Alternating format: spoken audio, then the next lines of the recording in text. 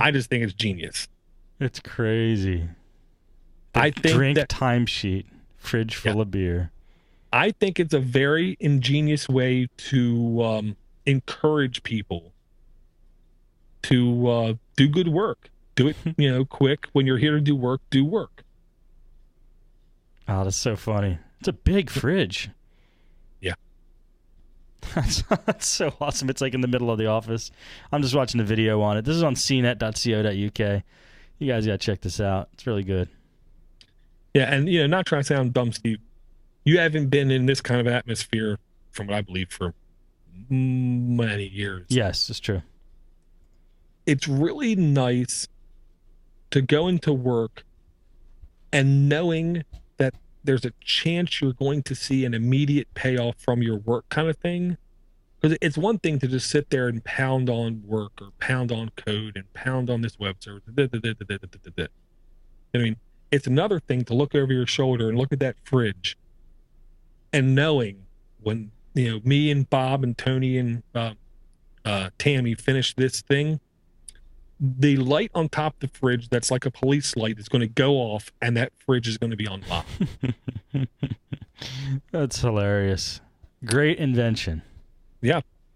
I'd work harder. No, yeah, it's motivating. Yeah. Okay, we go from what I think is a really happy story of the week that I got from somebody else that I can't remember, but I really appreciate it. To me, a happy feeling story that I never know if it's going to actually happen. Okay. Okay. And no one heard me say this in the past. Before I got my Android phone, I looked really hard at the Nokia N9.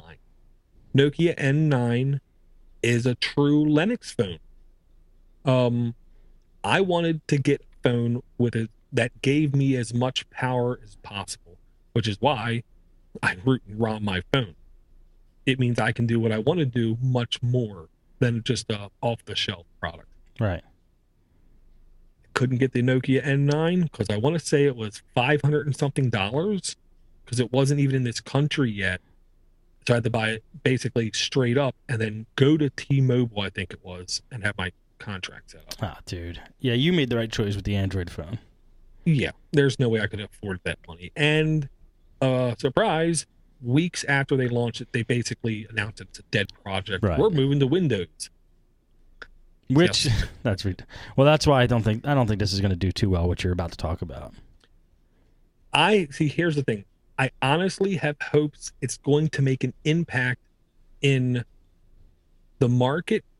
I don't think it's going to sell good either, but I hope it at least makes an impression to the people in the market, the companies in the market. You know what I mean? Of what can be done, kind of thing. Mozilla. We all know Mozilla. Mozilla is coming out with a boot to Gecko operating system for phones, and reportedly, whatever, will go on sale later this year. They don't say for sale to consumers this year. I think it's going to be like one of those SDK developer phone purchases. And what's Gecko again? Gecko is their back-end engine in Firefox.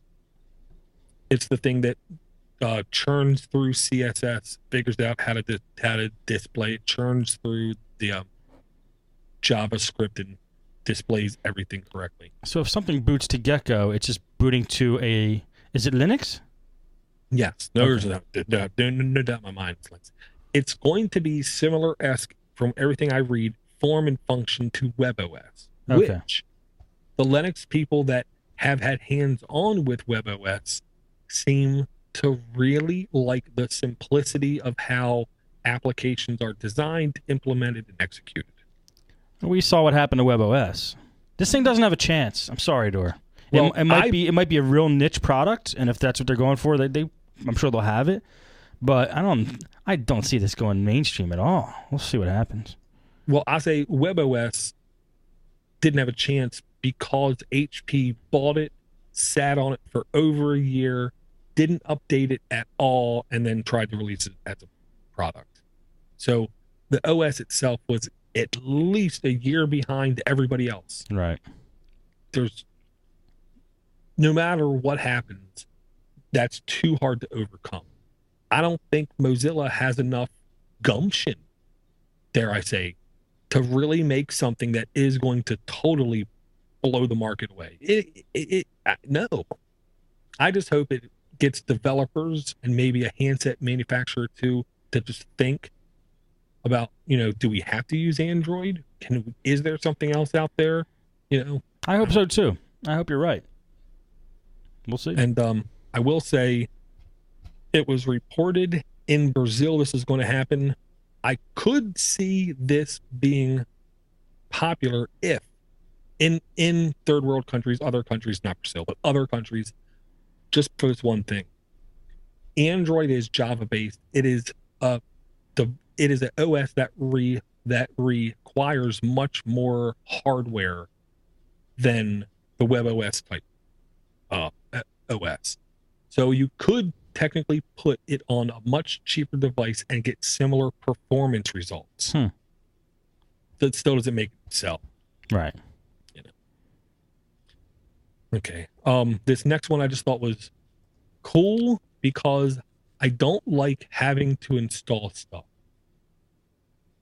I think I said that right. Okay, yeah. And some reason the link is not working for me. It just goes to the regular Chrome store. Yeah, okay. Mine too. Let me see if this helps. Yeah. Let me just talk while I do that. And now let me click that link and fail. Oh, there you go, Secure Shell. Okay. Real quick, Shell is a command line based way of accessing other computers. Okay, Secure Shell, SSH. Every other time you need to do it on every other operating system in the world, you have to download either PuTTY or another application to get the ball rolling to start the connection for you to do a SSH shell session. There's now a what do they call it? They're not plugins, add-ons in the Chrome market. Extensions. I think they are. I don't know. I'll go with extensions because I don't know. So you can basically add this to your Chrome or Chromium, and then bam, every time you open your browser, you have access right there to start a SSH session in your browser. Weird. Look at all that. Look at all that text and text and text. I'm confused. Right. Well, and I will say you probably cannot do what's called a X session forwarder. Oh, you can't? No. Damn, I wanted to do an X session forwarder. Well, you would, because here's what an X session forwarder is. Hypothetically, I'm on my Raspberry Pi, okay?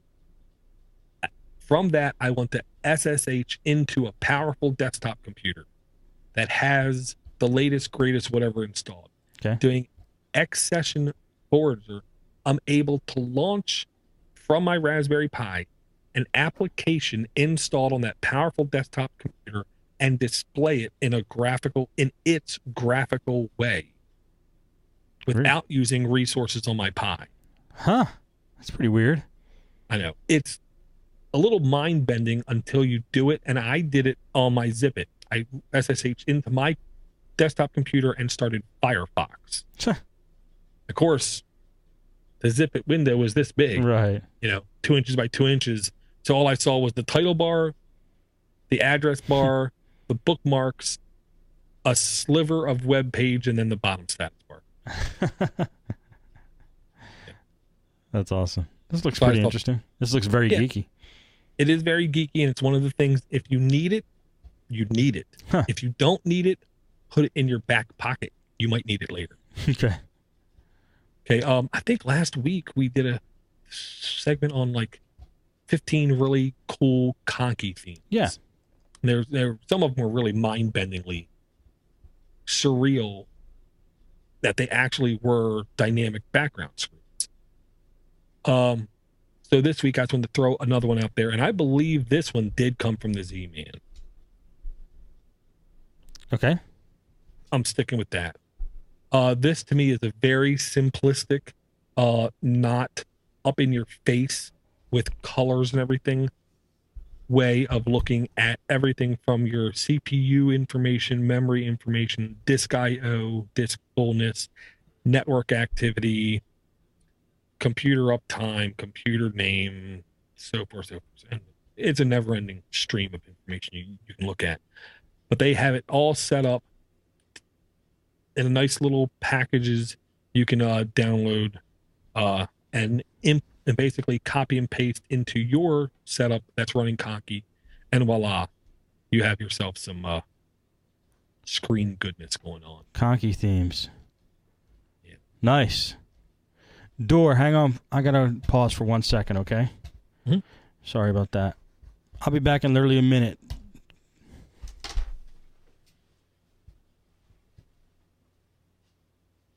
Had to guess he had someone coming over, and he was hoping the show would be over by now. Sucker.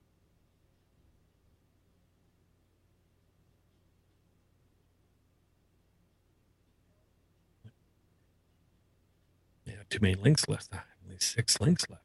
7 links left. Oh yeah, definitely Z-Man. Every computer I have struggles every day. Okay. Sorry about that. Never a problem, man. Go for it. Okay. So if you want to change up how your Conky looks, or you want to get an intro on how Conky can be set up and how it can look, this was at unixmen.com. It's called Conky_5, I believe, is the theme name. Yeah, Conky_5 and Conky_2. Neat. 2 different ones. And you can download them and use them. Download them, just slap them right into your home folder, and away you go. Very cool. Okay. I don't even know how to start. Okay. This one is just entitled Q.bo. That looks like the name of it. Q.bo. I'm going to call it Q.bo because I don't know. Cubo. Okay. Sure. Cubo open source robot now available for pre-order. Okay, hold on. Yeah. Sorry, I just got a little excited. It's from h-online.com. Yeah. I can buy a robot now. Open source robot. Yeah. They're And it neat looks like- looking. Yeah, well, the one thing I like about them is they're not intimidating. They're not tall. They're not looking like Humans. what's the little stupid disc that goes around and vacuums for you? Rumba. Yeah. It isn't like that. It actually looks like a robot. And you build it yourself. Yep. And the low end one is €499, which is probably about, in today's market, $2,000. I think it's like $800 or so. And then they go up to as high as €2,800 for the insane one. Wow. What does the insane one do? Better make me breakfast every morning. I don't know. But Two can turn its head, which has built-in webcams. Webcams. Interesting. Yeah. Well, it has to see in 3D to know depth. Ah. I don't know if that's my excuse. Okay. It's a rolling robot, 45 centimeters tall. So it isn't gigantic. It isn't huge. It has a Intel Atom Mini ITX motherboard inside, and it is using a custom version of Ubuntu 11.10 as its base OS. Huh. So, open source robotics. I don't know where this is going to go. I don't know what. I mean, you could make this as a hostess in your business. You could. You could do lots of things. Yeah, it could fetch me beer. Well, look, when I was young, there was nothing I wanted more than Omnibot from the Sears catalog or JCPenney's catalog. Do you remember Omnibot? I remember what it looked like, yeah. And then Omnibot 2000 came out, and I think I dreamt every night for a year about getting that thing. And I ended up getting like Spinbot, which was the $15 version for Christmas. But I was so into it. So this brings me back. it doesn't look like there's been much advance